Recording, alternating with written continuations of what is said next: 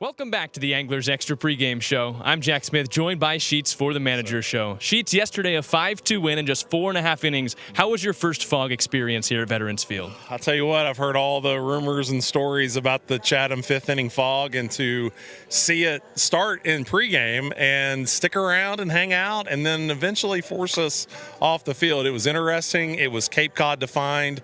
It's Chatham. I loved everything about it. Sheets, you had another day off yesterday. Before we get into baseball talk, how'd you enjoy your day off in Chatham? As we always do in the Sheeniger household, we went to the beach, and our kids are water bugs. They love it. They love the sand. They love getting out there and hanging out. It's good for mom and dad.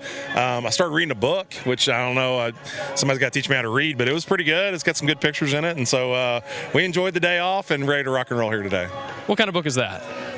We went to the public library, and Coop found some Captain Underpants. Anybody back home that's into the trials of Captain Underpants. And then I found one that's on Whitey Bulger, because I figured it's like Boston-based and whatever, and I don't read a whole lot, and I'll give it a shot, and I'm actually a quarter of the way through it, so I'm rolling downhill.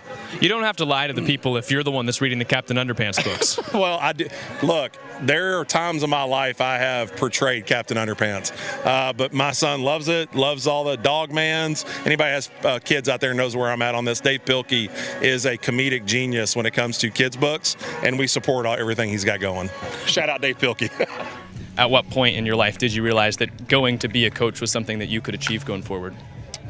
Gosh, that's a good question. Probably year 2 or 3 of actually coaching is when I realized how bad of a coach I was, and if I needed to do this, I needed to start learning a lot. Because I stepped out of playing in 2007 right into coaching, and like most young guys, you step in and you think you're really good. So it took me a couple years to figure out I was really bad, and I had to make a decision. Either I need to get a lot better or I need to go find something else to do, and I'm still here 16 years in. In your opinion, what made you a bad coach then, and what makes you a good coach now? Probably perspective, maybe a little too much cockiness back in the day, thinking I was going to be really good. There's always, the longer you're in this game, the more you realize you don't know. And I think once you figure that out, you can start getting better. You've mentioned gearing up for the playoffs a couple of times in the last couple of days. I know you don't like to get ahead of yourself, but how much of your mind is thinking about the reality of a playoff run in the future? Here's the beauty of daily meditation, Jack, okay? I am completely present in my shoes right now. Be where your feet are. Be completely present. I'm right here with this camera, with Sid, right here in this one, with Will, right here behind this mic with Jack. I'm completely present. But what it allows me to do is shift my focus when I need to make sure I have plans ready for what's getting ready to happen. It's the same thing as a manager. I can be here in this dugout right now in the 5th inning with a runner on first with 1 out, but I have to have my mindset to where I understand what's going to happen in the 6th, 7th, 8th, and how the lineup's going to turn over and how those things are going to work. You always have the ability, when you're completely present, you've made it a daily practice, that you can be here right now, but let your thoughts shift if you need it to make sure you've got a game plan for what's getting ready to come up. The one place I don't go is the past, because you can't control it because it's already happened. Chatham's 14-11. It's past potentially setting up the future in the playoffs this season and looking for a 5th straight win tonight against Bourne. Sheets, thank you for the time. Appreciate you, Jack. Saw on your social media yesterday that you posted every day is a job interview. Yeah. If yesterday was a job interview for Chayton Krause, what did he show you? He got hired, but the beauty of it, man, every day is a job interview. So he's got to show up today and try to continue to earn the job that he wants, and I just think it's a good learning opportunity for guys to see. When we talk about these guys learning how to be pros, part of that is, and we just had the conversation today before the game, you've got to learn, number one, what's your relationship with the word failure, and you recognize you're only a failure in a moment and you're only a success in a moment. And being a pro is you got to show up today like you've got a new, fresh attitude, you're ready to rock and roll, and it's an opportunity to go earn a job. And you've got to be able to flip that calendar over every day, but be consistently the same guy. And if you walk in with a mentality that it's a job interview, well, you're always your best on a job interview. It's like, you right now giving this interview. It's like a job interview, right? So Krause shows up yesterday and wins the job. Awesome. Today's a new opportunity. Every day is a new job opportunity. For him, it's solidifying who he wants to be in the game, who he wants to be when he goes back this fall at DBU, and ultimately his professional career. But every day you have to have that mentality that there's somebody here watching me that sees me for the first time, that can recognize my talents, can find a role for me, and I want to make sure I show up for that spot. That's what I'm to have that awareness.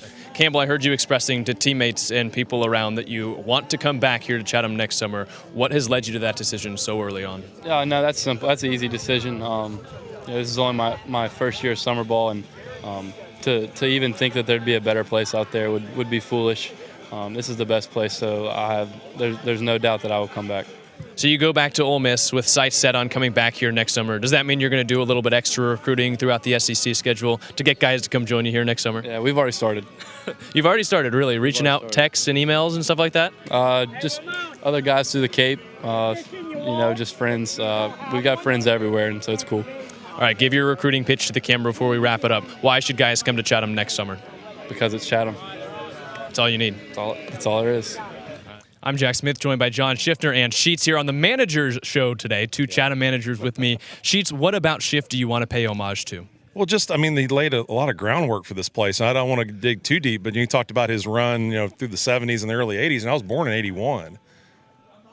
I don't want to make you feel that old. Is that too soon? Okay, I was born, but this dude wore this jersey before I was born. There's things that he's known about the league, seen about the league. He can offer me as a young coach and hopefully help me prevent some fall downs. And there's things that he's going to give me that's wisdom that, he knows. I'm soaking it all in going, dude, help me because I need guidance in this thing. And like we talked about at the dinner, you see a turtle on a fence post, you recognize he didn't get there by himself. So I recognize there's people that have helped put me in this position, but I still have to lean on the people that have been here and wore that jersey that can certainly help me as I move forward. So you give a lead to your closer. You're asking him for a 5-out save. What's going through your head when you see him throw up behind the mound? Fortunate enough, I've seen that before, so it's not it's not far outside the experiences that I've had on the baseball field. Now, I also know a little bit more than you guys is that he just got a cool shipment in of C4 in the flavor that he liked. And so what I knew is that you can't stop at one. It's like a thing of Pringles. Once you pop, you can't stop. And he couldn't stop, and I'm pretty sure he had 2, maybe 3. And so I knew that he would be heavy with C4, and it just was too much. But it came out, and luckily it didn't get in the way of a 99-mile-an-hour fastball. It worked out.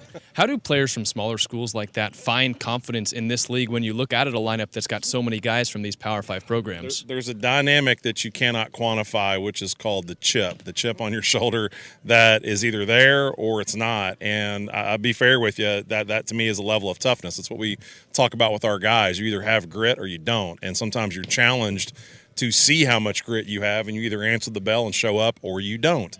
And those are just dynamics that it's okay if you fall short in a moment. It's okay, but you got to recognize what it was. Don't blame it on something. Don't transfer the blame. Don't say it was the umpire's fault. No, son, that was you showing up soft to a battle.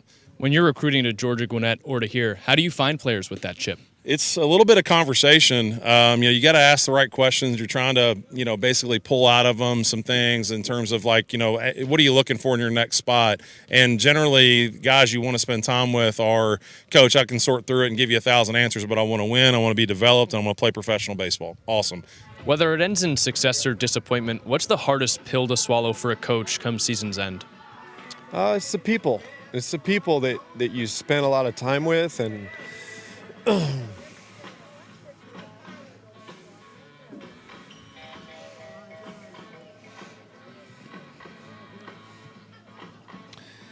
you go through losses, you go through winning, and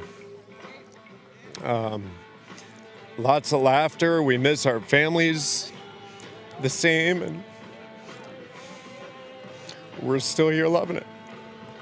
Why do you feel like you're getting so emotional about this specific team? Well, the people back home will laugh because I get emotional at the end of every season. So not to take anything away from these guys, but I'm just a passionate dude.